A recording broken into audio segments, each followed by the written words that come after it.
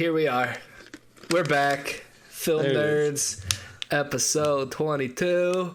Man, we're in the 20s now. Shit's getting real out here. How you guys doing tonight? What's up, Nick? What's up, Garrett? I'm doing good, man. Doing good. Have some real close friends in from actually from the Sooner State, from Oklahoma. So it's fitting timing that we talk about Kennedy Brooks tonight. Yeah. Although I don't know that they will thoroughly enjoy what I have to say. But yeah, it's been a good week. It's been fun. And I'm really excited about the show tonight. Nick, that's your cue to talk. Hello. Hey, listen, bro. You're the one that almost messed this whole thing up tonight, so don't come at me. Sorry, I had all-you-can-eat wings and Quaker steak last night. So, Ooh. Yeah. That'll do it. How hot did you go? I don't go very hot. Like, golden garlic was the hottest one I think I got. Okay. I'll say that could explain part of what's going on. I can't go up to, like, supercharged or atomic. It's like Kanye's workout plan going on over there, everybody. But I'm excited because I liked one of these prospects. The other one, we're just gonna shit on this guy the whole episode. I mean, it was so bad. But I mean, there's other prospects we got to get through. But hey, we have to evaluate them, and we'll get to it. So yeah, so I'll try to highlight all the good stuff that I found. Oh boy, tonight, So you guys voted on who we were going to watch this week through the YouTube channel, which we're going to start doing more. And you guys, the most requested players were running back from Oklahoma, Kennedy Brooks, and then running back from Memphis, Kenneth Gainwell. So that's what we're watching tonight. Man of the people. Yeah, man of the people. And as you can tell from our discussion so far, I don't think any of us were big fans of this first guy we're going to watch, but he's a back-to-back 1,000-yard rusher, so you got to respect him. He averaged 7.5 yards per carry during his whole career at OU so far. But as you'll see here soon, the lanes are pretty big. But, yeah, I mean, you guys just want to get right into it? You got anything to say on Kennedy Brooks? I think we'll hit it all as we go, so... Yeah, I mean his film was worse than I expected from me. Just to be honest, you are right. He's been really productive there, but I think a lot of backs have been productive in spots there. I mean, Trey Sermon. I'm not trying to down on him and his potential at Ohio State. He was really productive there. Rodney Anderson had that 1 year that everyone was going gaga about, and he had some injuries, I know, but no back in that system right now has really turned out.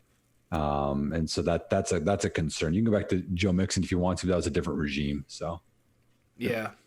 And so if he eclipses 1,000 yards again for the third time in his career at OU, he would join the company of Adrian Peterson, Samaje Perine, and Damon Parker, which I don't know. Well, one of those guys was really good. Yeah.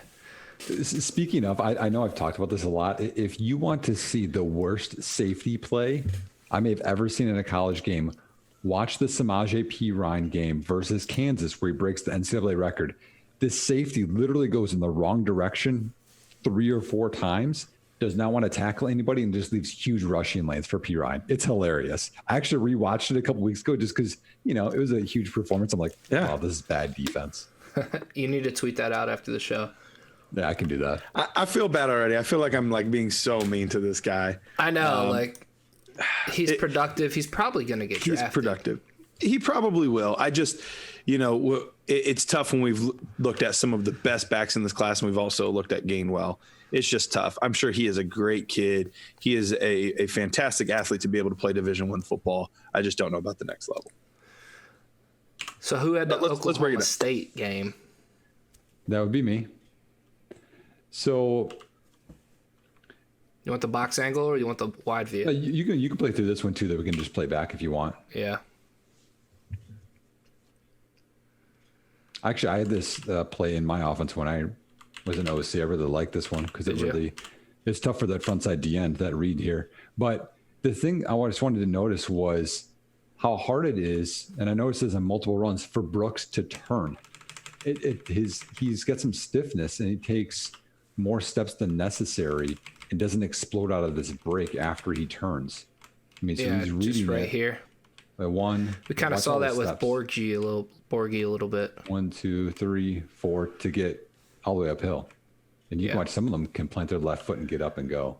And then, you know, and you want to compound that. And like, okay, well, he got a good game. But yeah, if he takes one step to get through there, this flowing linebacker is not going to get him. You know, so all those things add up over time. Yeah. Hey, Jeff, thanks for everybody for joining, by the way. We haven't really addressed the chat yet. So appreciate you guys joining. It looks like YouTube went down. Yeah, YouTube's been real up and down lately fickle. With showing the game tape. I know with one of our best friends in the industry, Ray Garvin, he does this a little bit on YouTube, and he's had some issues with that as well. So he says back up. Yeah, it goes up and down. It's weird. But I don't like, this isn't like a Fox broadcast. This is all 22 tape. I don't think anybody has the rights to it, but yeah, I like Jeff on Twitter, man. Appreciate you, man. Yeah, I love his dogs. But yeah, I like what you pointed out here. I like how he gets north and south though. Recognizes, you know, I need to get upfield and get yards. Yeah, he reads it because that defender beyond that block was outside. So that's a good read. It's just being able to turn. Yeah. Again, you kind of see it here, the lack of explosion. Yep. So he kind of plays with them a little bit too much, and it's like, and being productive in college, which he has been, and then being a fantasy football difference maker, which what we're looking for, is two very different things. And here, he's got to get around this. He's got to beat this angle, and these, you know, the defensive pursuit, I think, to be some kind of difference maker. Number 3 had a really bad angle on that. Yeah. So, I mean, if you're in like a C2C league, this is a guy you would take for his production in college. I'm not really shooting for any upside with him. He's probably going to be like a 1,000-yard rusher that you can stash. I think he's going to be a little overdrafted just because of the name and the school. No, I could see that. Sometimes guys get to a point in their draft where they're getting busy with other stuff, and you know they don't have as much time to look at who they want, and they just take a name. And this will be one of those situations, I think. Now, this was one I didn't understand. The read. Why does he go right? I don't know. That's exactly what I was just thinking. Big hole left. Yeah. Unless he sees, what is it, 20? Whoever that linebacker is, that guy spooked him, I guess. I don't know. Room. Or he thought 9 was coming left, but I don't know. That was a bad read. Yeah, he should be going left. You know, here. and that's nitpicky, but over time, you continually want to go to areas where there's more space. Right. You know, and I get that 11 fills on the other side, but when he made that cut, it wasn't. That wasn't there. Bruning said, so what you're saying is none of you are drafting him in your division. Probably not. Well, sometimes depends like how late it gets though. I could use a 1,000-yard rusher if they have for a college. season. Yep. Yeah. Everyone has a value at some point. Yep. Nick was pretty pissed he can't take Trey Lance. Oh, dude, I wanted him. Would you have traded up with me thinking that you could take Trey Lance when we were talking? That was the one guy, and Pickens was the other guy I was thinking. Yeah, I almost took him there, but I couldn't pass Chuba. He ended up falling to the second. Who? Pickens? Pickens. He went at 2-1. Yeah. Mm-hmm. So here, this is a big gain. And again, I nitpicky, but that's just what I do. He hesitates. Like, when you have a pulling guard like this, the aiming point is going to be that inside, just inside that kickout block of that guard. And you know that's going to... By the way, look at this guard stance right now. Which guy do you think is pulling? Oh, my gosh. I saw that on film, and it was like the funniest thing. Is that guard or tackle? Yeah. Oh, wow. I didn't realize which guy was the center here. Look how overloaded they are. Yeah, it's actually the tackle. But that's... He's so high. And look at the other left tackle. He's so much higher than the other tackle. It's like, those are the things I was talking about in that tweet about coaching things and scouting. It's a bad giveaway. 59. I know. Like, he's just standing up like he's tired from running. Right. That's funny. But watch him here.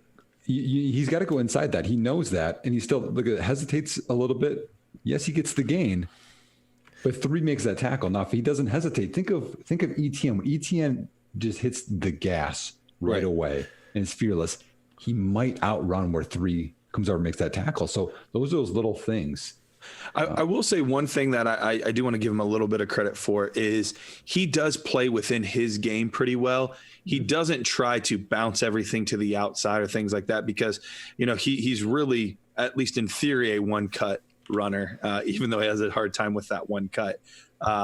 That's so he plays within his game. And I think that's why he is at least successful at the college level. I think he could end up being like a fullback at the next level. I actually saw some things with his blocking that I didn't hate. They used him a lot with like Hurts running the ball, using Kennedy Brooks as the lead blocker. Add 15 pounds. I could see it. Yeah, because he catches the ball pretty well too. I wouldn't say he's a receiver. Not like they just didn't use him in that capacity much. He had 9 catches this past year, something like that. Yeah, 19. No, he has that many. No, he has 19 in his career, I think. Oh, in his career. Okay. I thought he had like 9 or 10 this season.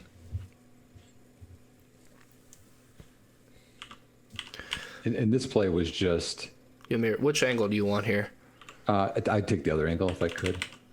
You can. Thank you. So this was the right read because when he goes outside here, there's leverage by 2 different defenders. So going inside was the right read, but he takes a lot of steps to slow down and cut inside of that. 1, 2, 3, 4, and then goes inside. And whether that's balance, that's lack of anticipating that leverage outside, whether that's he just doesn't have good strength in his ankles, who knows what it is. Yeah. We saw that a lot with Borgie. Mm-hmm. Interesting. Our Zoom tonight is much choppier, at least mine is, than I'm watching it on the Twitch stream. I was like, oh, that's so much more smooth. Mine's actually better this one, I thought. Really? Mine's struggling tonight. Are people streaming anything at your house?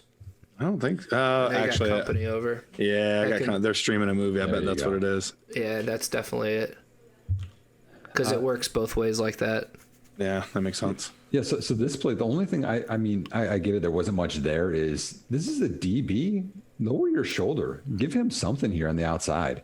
Yeah. He gives himself no chance to add yardage or cut inside of him. Do something other than taking this minimal thing in a huge game. This is a huge game. Run it all the way back here. So I don't know if that's a mentality. I didn't see him be overly physical, but he can definitely be more physical than that. Yeah. No, I agree. He was pretty physical, in the blocking game. But I never seen him, run anybody over or anything. Of course, he whiffs on this one. This is the one block that I wanted to note. Yeah. And I think it's good by him to identify where that blitzer is and where he needs to fill. But he just doesn't come under control and gets beat. What's up, Sam? How's it going, man? Hey, appreciate congrats, you dropping Sam, by. on your new gig, man. By the way. Oh yeah, with Rotoviz, right? Mm-hmm. Yeah, man. Congratulations. You know how we do in Wisconsin. He said, "Thanks so much for your detailed tweet about film." Nick. Yeah. No. Yeah. I'm reading that over there. Yeah. That was. I appreciate that, Sam. It was. It's a pretty lonely world, that scouting, and I just wanted people to kind of see the time it would take if people wanted to, to do that. And that's on the coaching part of it, not as much, what we're doing, but. Right. He just seems so slow to move. Yeah. But this one I thought was just good for him to keep his balance and then get north and south, as Garrett said. This is staying kind of within his game, I thought this is a really good play to score. Yeah, he stays pretty low. Mm-hmm.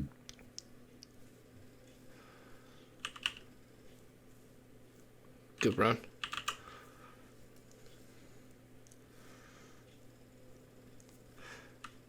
I think this is my game.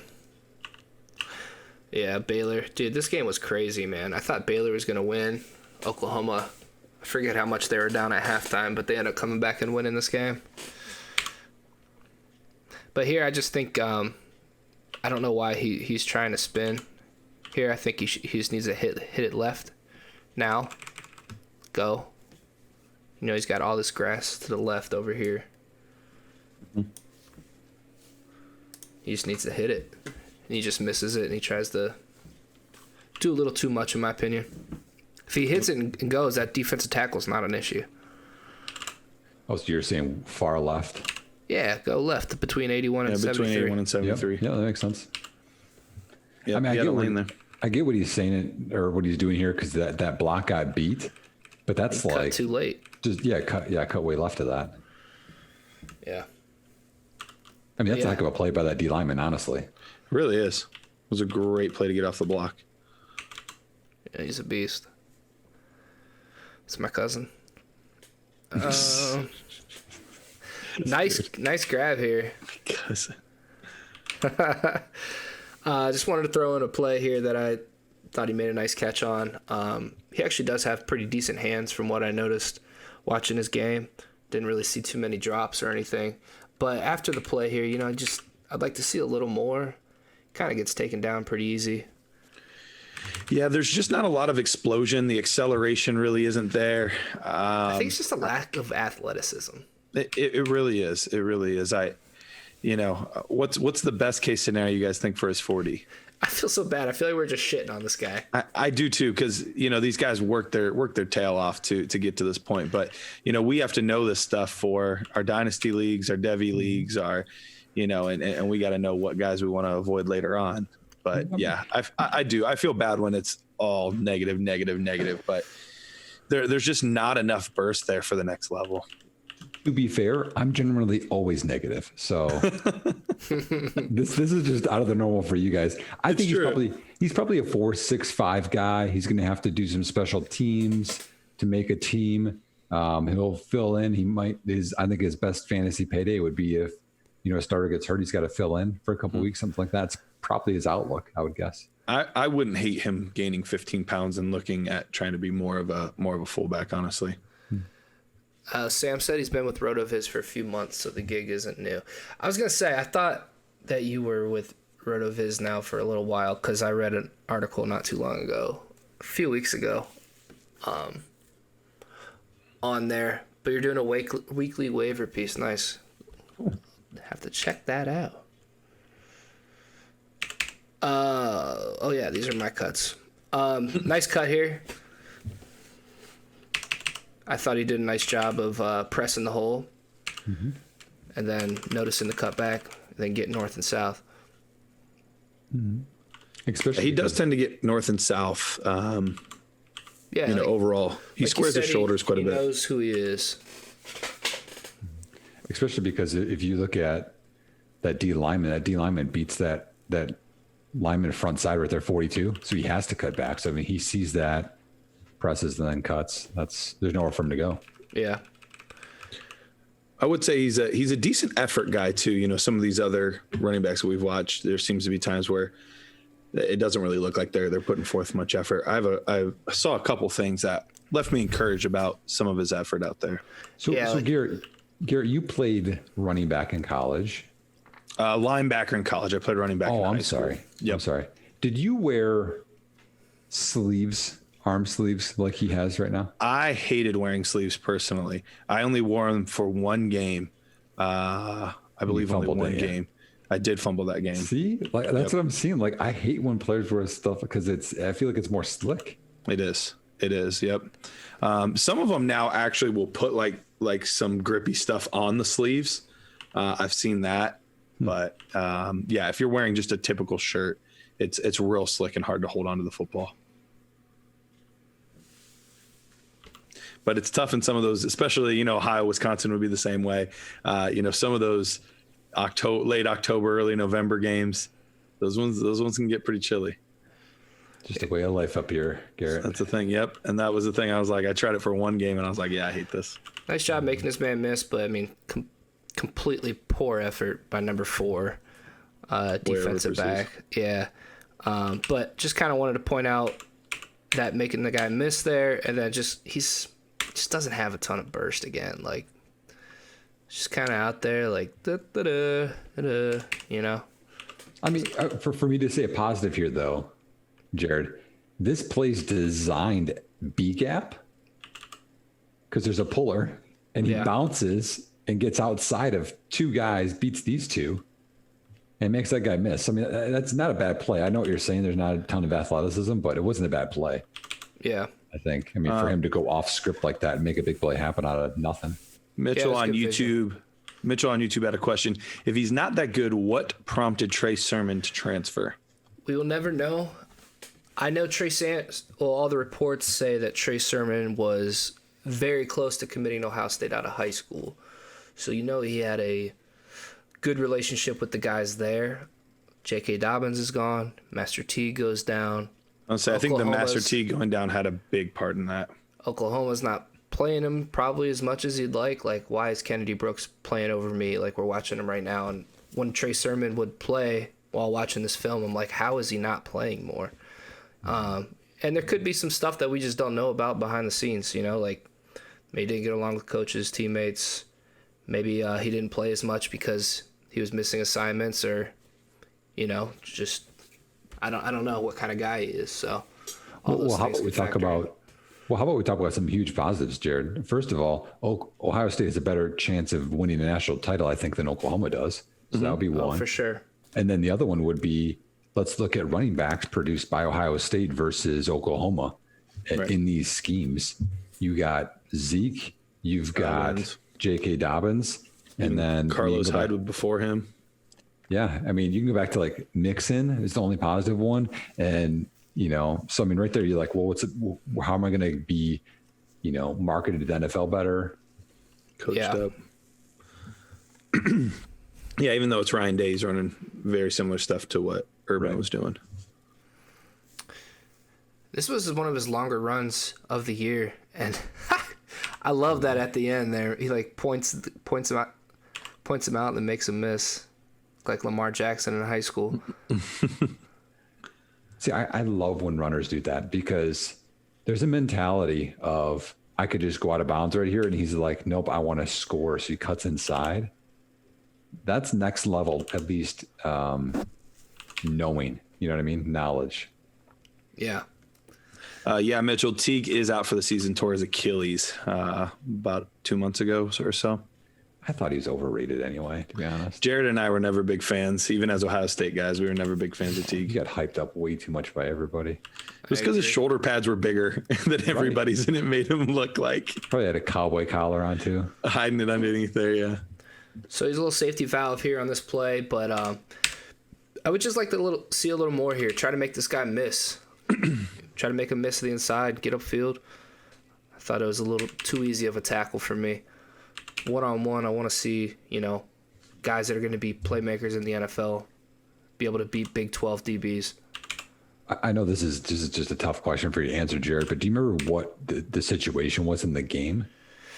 Yes. Oh, yeah. I had that actually written down here because he needs to stay in bounds here because it's the fourth quarter and they're up. I think there's 7 minutes left.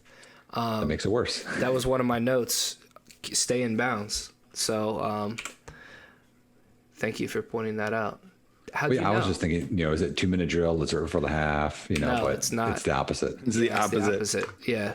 Well, I tried. I try to be positive. See, you guys, I'm trying. You did your best, Nick, and I really appreciate that. Oh, this is on to me, isn't it? It is. All right. OU TCU. Let the first one run here. Okay.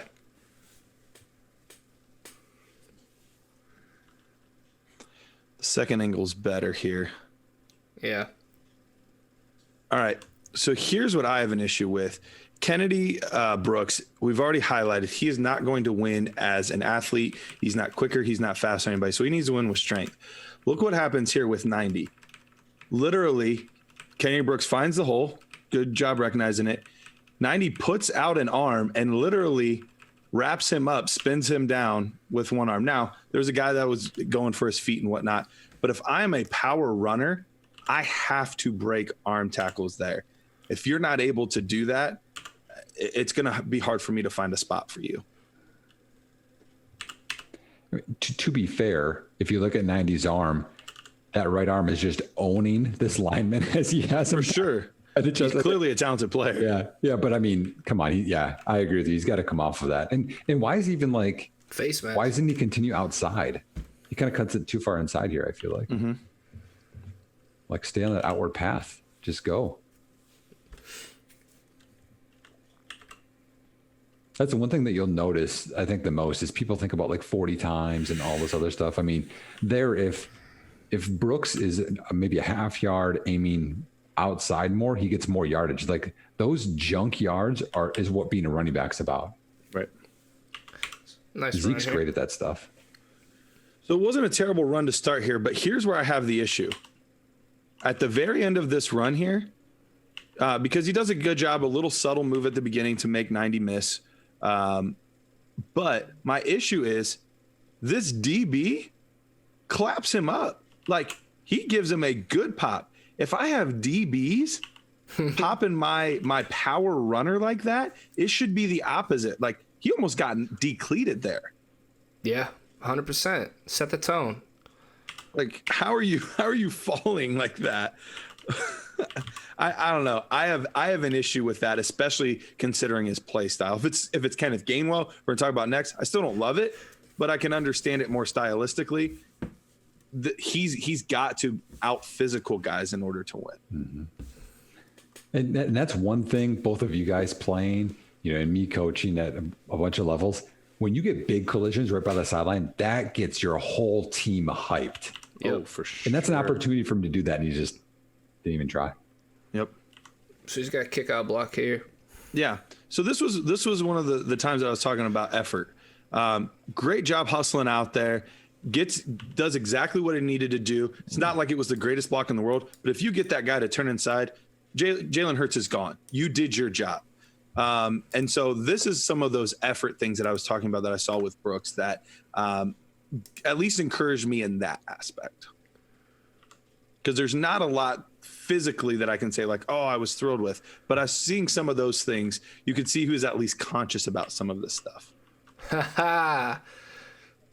I mean, I really like that aiming point that you kind of talked about, Garrett. His aiming point, the inside of that DB is where he aimed, and that's how he got won. him to turn right inside. You win that without even having to do a good block. Nick, Sam's got a good question in the chat. Why don't you go ahead and answer that one? What do you do with the running backs who maybe have good vision, can see where they need to go, what they need to do, but that think they're a better athlete than they are? How do you coach that? Thinking of Montgomery. Well, okay, I'll handle Montgomery secondly, but if we just talk about they have good vision, but they think that they're a better athlete. To me, that's about scheme, because if you have good vision and you're playing within the scheme, your athleticism actually doesn't matter a ton, because you're not out athleting people to the sidelines generally. I mean, if you're going outside zone and tosses and stuff, maybe, but generally that doesn't matter as much.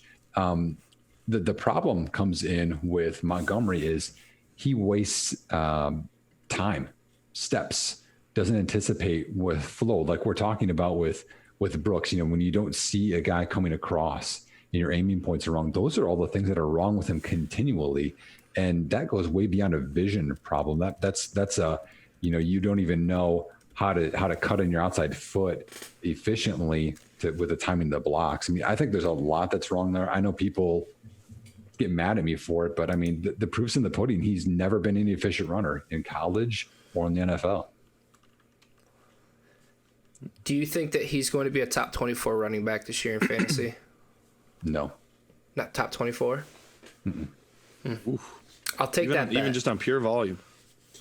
Do you want to make a $10 wager here on the stream? Yes. $10. We're high rollers out here. $10. $10. These top 24. Yep. All right. PPR, right? Full point? PPR. Okay. All right. Let's Plus move 1 on. point first downs. I'm just kidding. All right. This guy. I guess 1 point first down. it's all relative. Half point per carry. I like this play, Garrett. So look at this. This is another thing that said like, okay, here's another effort thing. This was a good pass or pass protection here. Great recognition. He saw 6 wrapping around, and he went out and met him, which is something that a lot of the running backs that we've seen out here have been catching often. They're sitting back, they're back on their heels, and they're catching. He went out and got him. Now, I didn't love that his head was down. I would have loved for him to keep his head up a little bit more, but it's another one of those, like, if there's one thing that hit home with me with Brooks that was a positive thing, was he's going to do his best to do the little things right, the dirty plays right, the hustle things right. That's what he's going to get right. That's not necessarily going to get you to the NFL. There's a lot more that's needed, but those things help. For sure. And he aimed inside half, which is that's what I teach all the time. If you aim inside shoulder and he tries to come inside, you'll have him head up. If he goes way outside, he's never going to get the hurt. He's never going to get to the quarterback. Yep. Did Le'Veon Bell ruin future running backs with his elite vision, patience, and elusiveness? Mm-hmm. I think he did. I just like I think Reggie Bush ruined some running backs too, because everyone thought they could dance their way around people. You know, those are special players, and not everyone can be Lamar Jackson. It's so important to know what kind of player you are. Yep. I actually think Brooks does a decent job of that. Yep. Like, he's not slow. Like, Garrett, you asked earlier, all right, let's all guess what his 40-yard dash would be. I would say probably 4.68. I'm right in that same range. I think Nick said 4.65 just a little bit ago. I'm right in that same range. I do think he'll be below a 1 or a 4.7, but not by much, which is good enough. But yeah, the thing that he does well on this play is I think he reads his blocks really well, and he hits the blocks right at the right time. He splits there. It's just good downfield vision that he had on this play. But once again, there's just not enough explosiveness to really do much with it. Everything that he got here was more or less just manufactured because of the blocking. So I like that he can do that, but there's not a ton else here.